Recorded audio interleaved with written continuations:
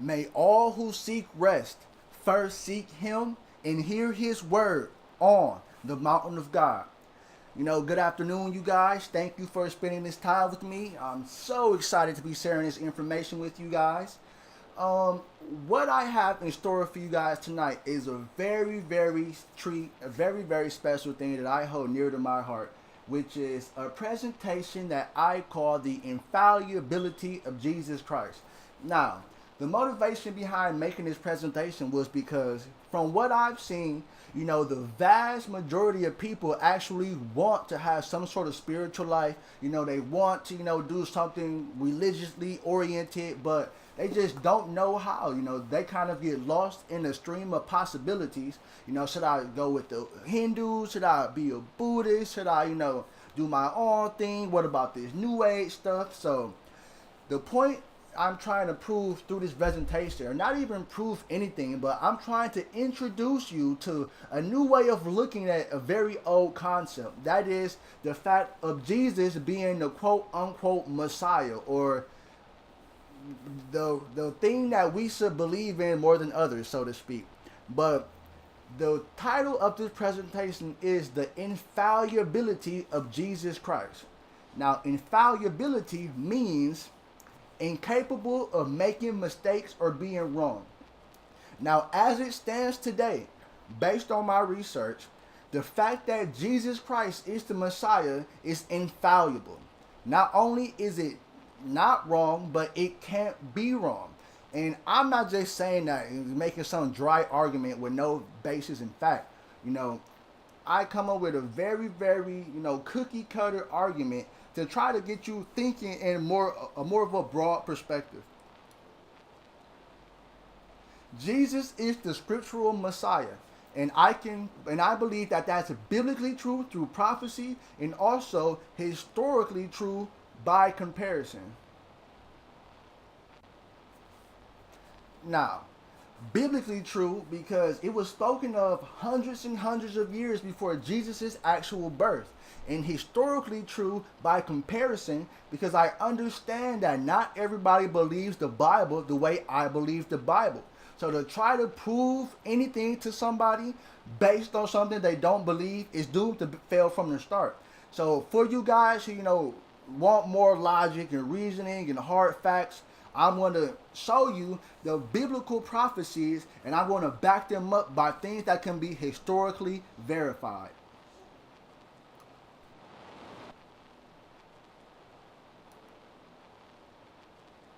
Now, there's two paths to truth, just as there's more than one way to skin a cat.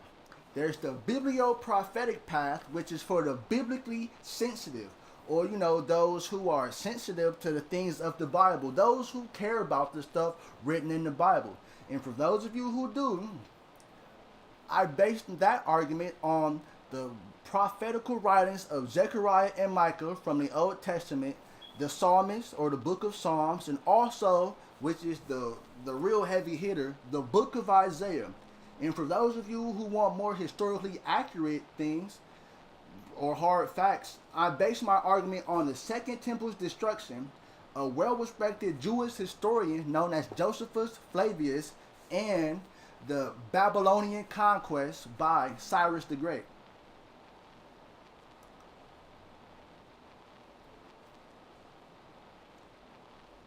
Now,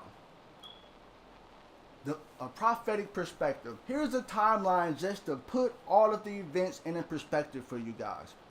The book of Psalms was written in 1015 BC. And, about 300 years after that, the city of Rome was founded by Romulus and Remus in 753 BC. A little after that, the book of Isaiah was written, and most scholars agree upon the 745 BC date. About 40 years after that, the book of Micah was written. A little after that, the book of Zechariah was written. And about 11 years after the book of Zechariah was written was the start of the Roman Republic, or what we know as the Roman Empire, in 509 BC. But all of this took place at the minimum of 500 years before the agreed upon date of Christ, which means that all these books, the book of Zechariah, the book of Micah, Isaiah, and the Psalms, predate the birth of Christ by nearly half of 1,000 years.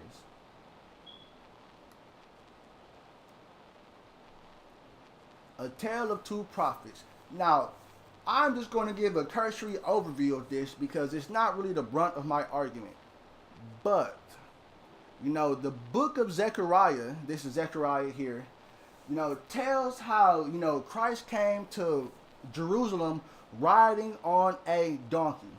Now, it's 2,000 years ago. You would assume that everybody sort of got around riding on donkeys and whatnot, which is a pretty common point of view of the people of this time age, but let me give you an insight to the mentality of the people of this age.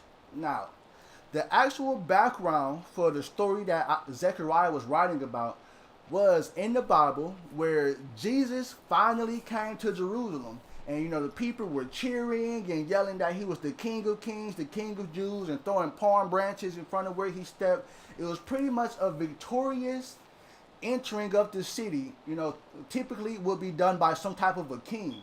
And they were actually calling him, as he rode through the city on a donkey, the King of the Jews. Now, in this day and age, people had only about 3 vehicles of transportation. 1, they walked. 2, they rode camels. Or if you were rich or had money or were a king, so to speak, you would ride horses. So donkeys were seen as beasts of burdens, pretty much the lowest totem as far as animals go that you could think of for the Jews of this age. So for a king to come riding on a donkey would be unheard of. For the Messiah to be depicted as coming into town riding on a donkey would be just unfathomable. Why would royalty, a king, ride on a donkey, such a lowly creature? But that was proven to iterate how absurd Jesus would be viewed by the people of his time period. And so that it could only be pointed to one person, because no one would just go riding around on donkeys. That's about the same as me coming somewhere, riding on a pig. It's just something that you wouldn't do, especially royalty. And the fact that he did, which some people believe actually happened based on the Bible, is a huge deal and really points to Jesus being a scriptural Messiah spoken of in the Old Testament. The second quote comes from the prophet Micah. But thou, Bethlehem Ephratah, shall be born unto you a Savior. Now, Bethlehem, of all the Israeli cities of this time frame, was the smallest and really wasn't held in much regard. Those were the average Joes. Bethlehem was full of people who made bread, potters, which were of the lowest social class, and, foreigners, anyone who just happened to be traveled through Jerusalem. The Bethlehem would be where all the hotels would be, the inns, the bed and breakfasts where people would stay. So for the Savior to be born in Bethlehem would just be a testament to his humble origins, and would really go to really solidify the fact that there can't be more than one scriptural Christ based on the passages of the Bible.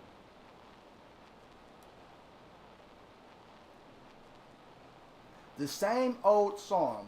Now, the book of Psalms most of the Psalms were attributed to being written by King David. And as you remember from the timeline, they're written approximately around 1015 BC. Now, the major thing about the Psalms, and I'm reading from Psalms 41 here, is that it was quoted that he who shared my bread is turned against me. For it is not an enemy who taunts me, but my own brethren. Now, in the picture below, on the left is a depiction of Jesus Christ. On the right is Judas. If you're familiar with the Bible story, then you know that at the Passover dinner, as Jesus was surrounded by his 12 disciples, he was pretty much foreshadowing the events to come. His crucifixion, his arrest, and, all the things that entails. And of course, his disciples were like, this will never happen to you. How can someone come and take you from among us 12? It is unheard of. So he told them how. And his exact words were, the man who crossed his fingers with me as I reached for my bread is going to be the one who betrayed me. Now, pretty much right after he said that, Jesus reached into a bread basket, and Judas Iscariot reached into the basket as well, realized that he was caught red-handed and embarrassed. He ran off to do the exact thing that Jesus said he would do. And the second, for it is not an enemy who taunts me, but my own brethren, signifying that the betrayal wouldn't come from an enemy, wouldn't come from an outside source, but would actually come from one of his most trusted friends.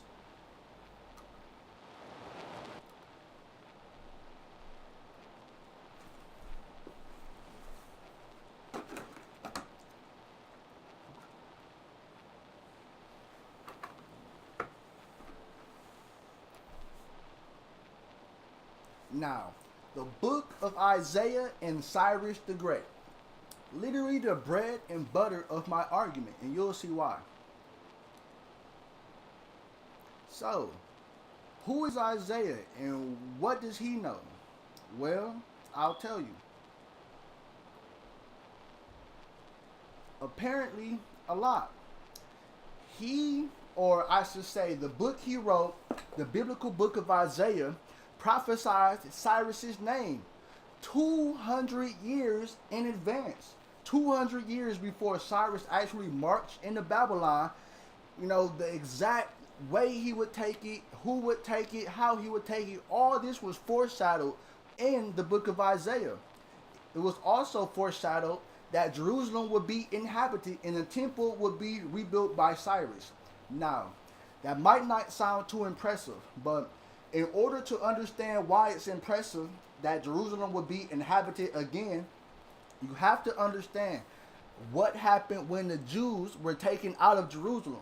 Now, that also was foreshadowed in the Bible. But long story short, the Jews rebelled against God, and he said that they will be given into Babylonian captivity.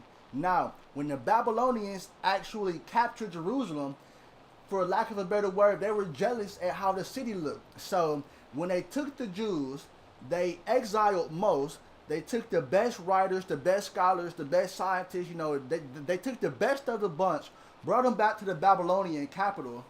But they heard how the Jews escaped from Egypt. So to ensure that they wouldn't have the same problem, they burned all of the Jews' crops in Israel.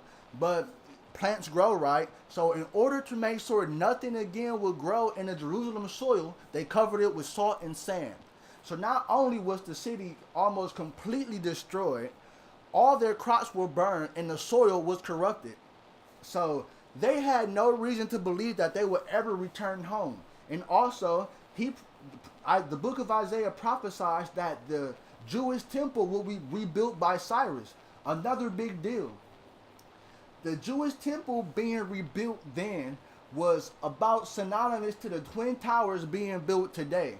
Just because they were important buildings and they were destroyed doesn't mean that we would, rebuild it. The significance it had, the role it played in society could never be, replaced at the time, or so they thought. But it was also predicted that Cyrus would dry up Babylon's rivers. He actually marched to conquer Babylon on a dry riverbed. And it was prophesied that he would subdue or conquer many nations.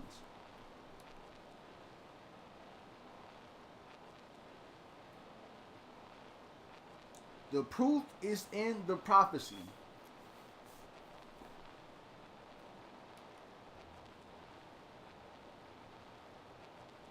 The proof is in the prophecy. Now, I just told you that the book of Isaiah called Cyrus the Great by name over 200 years in advance. But let me read you the exact words as it was written in the King James Version from the book of Isaiah. Isaiah chapter 44 verses 28. That saith of Cyrus, he is my shepherd, and shall perform all my pleasure. Even saying to Jerusalem, thou shalt be built, and to the temple, thy foundation shall be laid. And it was also prophesied that he would send the Jews home and rebuild the temple, which I pretty much just read.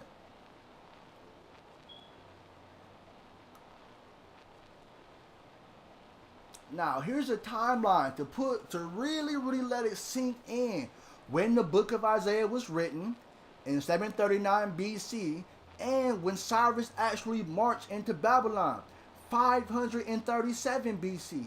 That's over a 200-year difference, which can be verified not only from the Bible, but also by historical reference. Cyrus the Conqueror. Now, Cyrus the Great was literally the archetype for all great conquerors. Alexander the Great not only took his surname, the Great, but mirrored how Cyrus ruled his empire by allowing religious freedom, by respecting his subject and not just lording it over him that he conquered them. But this ensured the success of Cyrus's empire. But here's a quote to really give you the mindset of Cyrus the Great. Success should always call for greater showing of kindness, generosity, and justice. Only people lost in the darkness treat it as an occasion for greater greed.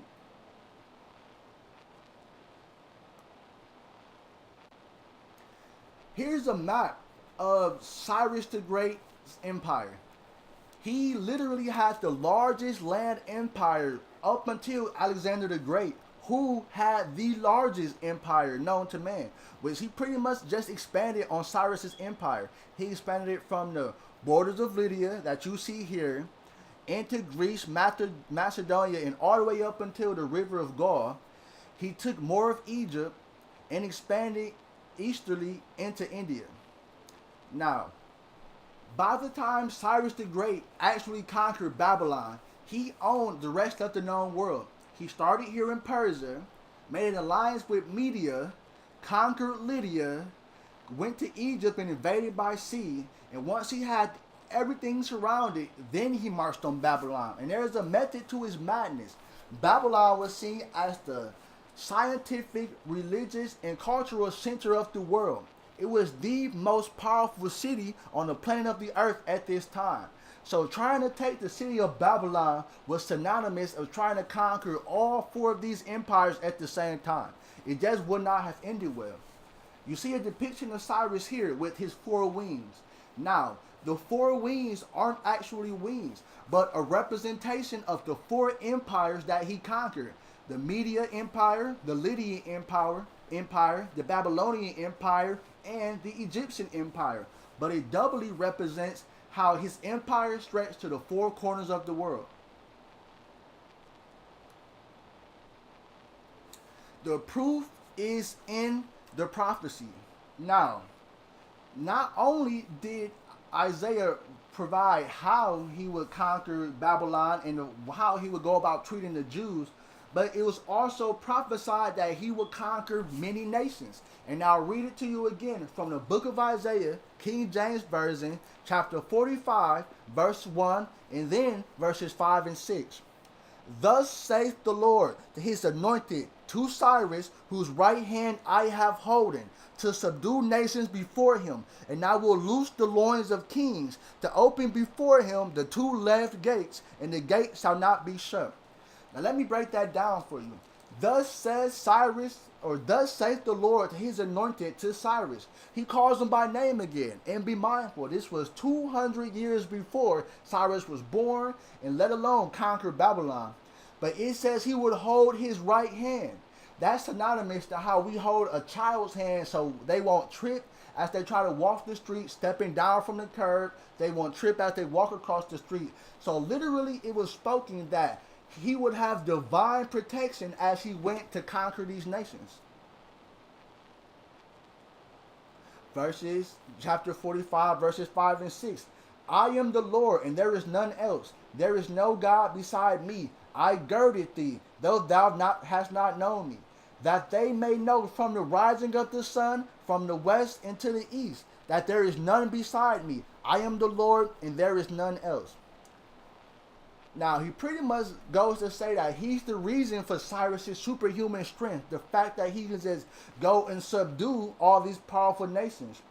But in verse 6, where he says that they may know from the rising of the sun and from the west that there is none besides me. Now, if we paid attention in science class, we would know that the sun rises in the east and sets in the west. So here where it's written that from the rising of the sun into the west, it says that from the place on earth where the sun rises and to the place on earth where the sun sets, they all would know that there is one God, because literally his empire covered the entire face of the earth at this time, from the place where the sun rose to the place where the sun set. No water for the wicked. Cyrus versus Babylon. Who says to the deep, be dry, and will dry up your rivers. Now that's the actual quote from Isaiah chapter 44, verse 27. Now, and I'll go into more details, but here's Babylon, or a depiction of ancient Babylon. This here is the river. Now, this river was used as a moat to protect the actual city of Babylon from its surrounding areas, which were under its control. As I told you before, Babylon was just a city that turned into an empire. So literally from its inception, it's been surrounded by enemies and people that had to bully and subjugate to follow the Babylonian way of life. Now it's movie time.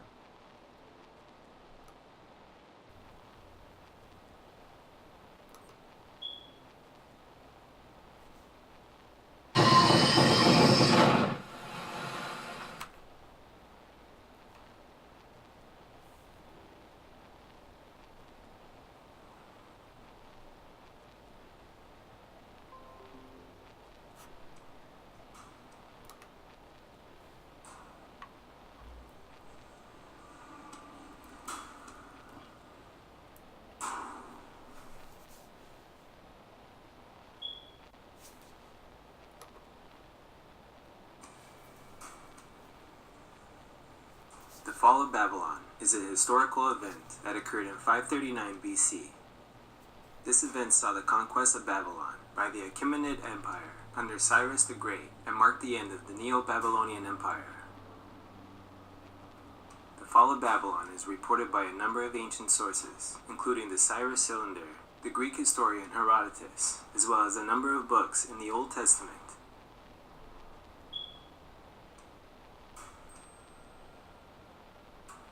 The city of Babylon is located in modern-day Iraq, and its history stretches back to the 3rd millennium BC, when it was a small port town on the Euphrates River. At that time, Babylon was part of the Akkadian Empire. Over time, the town would grow and develop into one of the most important cities in ancient Mesopotamia. It was during the 18th century BC that Babylon became a major power in the region under the rule of the Amorite king, Hammurabi.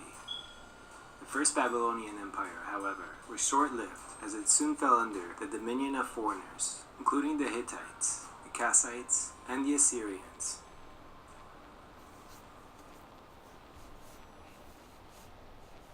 Following the death of Ashurbanipal around 627 BC, civil war broke out in the Neo-Assyrian Empire, caused it to weaken. Many subjects of the Neo-Assyrian Empire seized this opportunity to revolt. One of these was a Chaldean chief by the name of Nabopolassar, who formed an alliance with the Medes, Persians, Scythians, and Sumerians. This coalition succeeded in destroying the Neo-Assyrian Empire.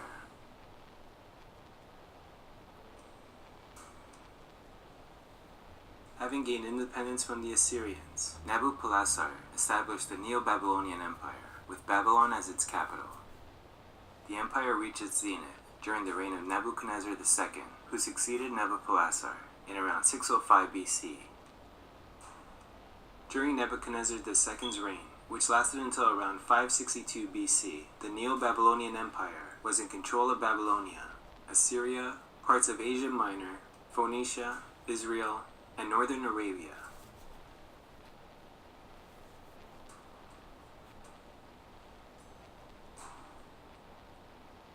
The kings who succeeded Nebuchadnezzar II were much less capable than him and had rather short reigns. In the decade that followed Nebuchadnezzar II's death, the Neo-Babylonian Empire had 4 different rulers, the last of whom was Nabonidus, who reigned from 556 BC to the fall of Babylon in 539 BC. Nabonidus reigned for a total of 17 years and is remembered for his restoration of the region's ancient architectural and cultural traditions, hence earning him the nickname the Archaeologist King among modern-day historians. Nevertheless, he was unpopular with his subjects, especially the priests of Marduk, as he had suppressed the cult of Marduk, the patron god of Babylon, in favor of the moon god Sin.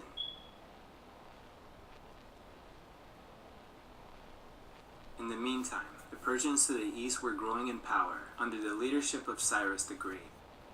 In 549 BC, the Medes were defeated by the Persians, who then proceeded to conquer the territory around Babylon. Finally, in 539 BC, the city of Babylon itself was taken by the Persians. The fall of Babylon marked the end of the Neo-Babylonian Empire. This momentous event has been recorded by a number of ancient historians. Due to inconsistencies, it is difficult to reconstruct the actual events that took place. The Greek writers Herodotus and Xenophon report that Babylon fell after it was besieged. On the other hand, the Cyrus Cylinder and the Nabonidus Chronicle, which is part of the Babylonian Chronicles, claim that Babylon was conquered by the Persians without a fight. Moreover, the Cyrus Cylinder presents the Persian king as chosen by Marduk to capture Babylon. The Fall of Babylon prophecy. What story does it tell? Lastly, the fall of Babylon is significant for biblical history, as it is mentioned in a number of books in the Old Testament. In the book of Isaiah, a story similar to that found in the Cyrus Cylinder is told. Instead of Marduk, it was the God of Israel who chose Cyrus. After the fall of Babylon, the Jews, who had been exiled since their subjugation by Nebuchadnezzar II, were allowed to return home. In another book, the book of Daniel, the fall of Babylon was already prophesied during the reign of Nebuchadnezzar II. According to this book, the king had a dream in which he saw a statue with a head of gold, breasts and arms of silver, belly and thighs of bronze, legs of iron, and feet of iron mixed with clay. The statue was destroyed by a rock, which then turned into a mountain, filling the whole earth. The interpretation of the king's dream by the prophet Daniel was that the statue represents 4 successive kingdoms, the first of which being the Neo-Babylonian Empire, all of which would be destroyed by the kingdom of God.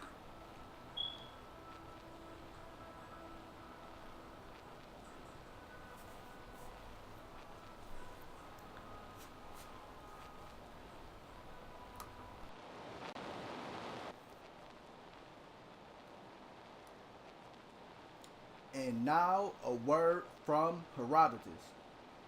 Now, Herodotus was known as the father of history. This guy is the reason we have historical record of anything that happened pretty much before the rise of the Roman Empire. He is the foundation of historical fact for the most part. And here's what he has to say about how Cyrus conquered Babylon. Here we go. Cyrus, on his way to Babylon, came to the banks of the Gnides, a stream which, rising in the Mantinean Mountains, runs through the country of the Dardanians and empties itself into the river Tigris. The Tigris, after receiving the Gnides, flows on by the city of Apis to discharge its waters into the Erythraean Sea. When Cyrus reached this stream, which could only be passed in boats, one of the sacred white horses accompanying his march, full of spirit and high mettle, walked into the water and tried to cross by himself. But the current seized him, swept him along with it, and drowned him in the depths. Cyrus, enraged at the insolence of the river, threatened so to break its strength, so that in future even women should cross it easily without wetting their knees. Accordingly, he put off for a time his attack on Babylon, and dividing his army into 2 parts, marked out by ropes 180 trenches on each side of the Gnides, leading off from it in all directions. In setting his army to dig, someone on each side of the river, some on the other, he accomplished his threat by the aid of so great a number of hands, but not without losing thereby the whole summer season. Having, however, thus wreaked his revenge on the Gannaides by dispersing it through 360 channels. Cyrus, with the first approach of ensuing spring, marched forward against Babylon.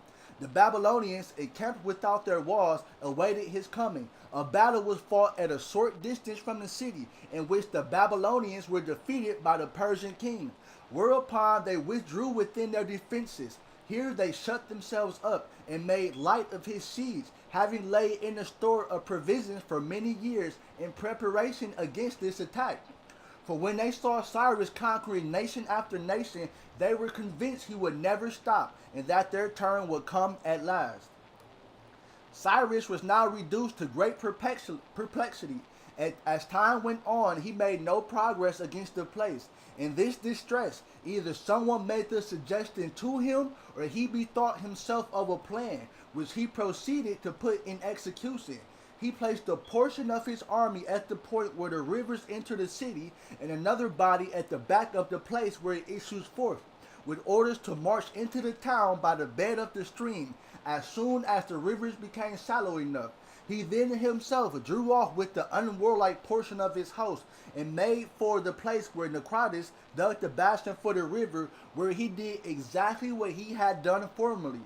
He turned the Euphrates by a canal into the basin, which was then a marsh, on which the river sank to such an extent that the natural bed of the stream became fordable. Hereupon, the Persians who had been left for the purpose at Babylon by the riverside entered the stream, which had now sunk so as to reach about midway up a man's thigh, and thus got into the town. Had the Babylonians been apprised of what Cyrus was about, or had they noticed their danger, they would have never allowed the Persians to enter the city, but would have destroyed them utterly. For they would have made fast all the street gates which gave access to the water, and mounting upon the walls along both sides of the stream, would so have caught the enemy, as it were, in a trap.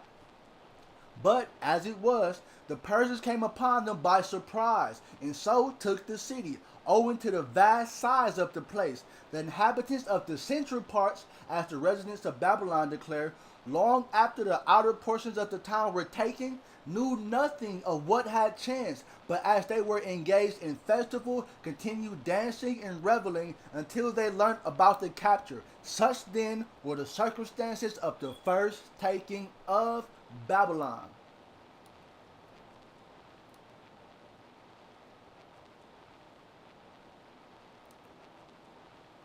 Now, you might be asking, what does this have to do with Jesus? Now, I structured this presentation in such a way to give very specific points extremely credible validity, and I'll explain how. The fact that Cyrus the Great actually conquered Babylon in the way spoken of in the book of Isaiah gives validity to the book of Isaiah. The book of Isaiah, in turn, because Cyrus proved it correct, the book of Isaiah, now being correct, gives validity to the rest of the Old Testament. Now, because Cyrus actually captured Babylon, when Isaiah prophesied it, and Isaiah is in the Old Testament, and now the Old Testament is validated by Isaiah and Cyrus, the Old Testament can now gain the authority to give validity to the prophets. And all the prophets give validity to the sanctification and the messiahship of Jesus Christ. This concludes part 1 of the infallibility of Jesus Christ. I hope you enjoyed the presentation. I appreciate you guys spending this time with me. Part 2 is coming soon. Bless you guys and you and your family on the other side of the screen. Enjoy the rest of your day or night. God bless.